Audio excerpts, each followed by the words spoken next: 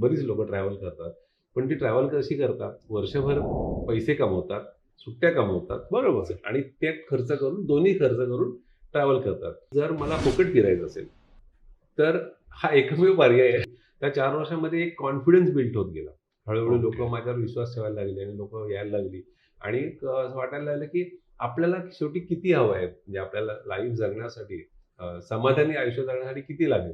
ते पैसे मला ह्याच्यातून आणि फोटोग्राफीमधून मिळतायत. मग त्यासाठी मी नोकरी करायची मला असं वाटलं, की गरज नाही. पण ऑब्व्हियसली तुम्ही म्हणताय तसं, की सरकारी नोकरी सोडणं जी कायमस्वरूपी तुम्ही काही झालं तरी कायमस्वरूपी तुमच्या हं. बरोबर असते ती नोकरी.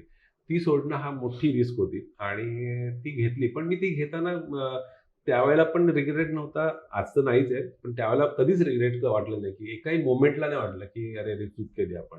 कारण ट्रॅव्हल करणं हा तुम्हाला सगळ्यांनाच माहिती आहे, की ट्रॅव्हल करणं हा एक वेगळा आनंद असतो आणि तो मी दर दिवशी किंवा घेतो किंवा दर महिन्याला मी कुठल्या ना कुठल्या टूरवर असतो. सो ज्याच्यासाठी लोकं वर्षभर पैसे कमवतात, ते मी व्यवसाय म्हणून करतोय आणि स्वतः एन्जॉय करून करतोय.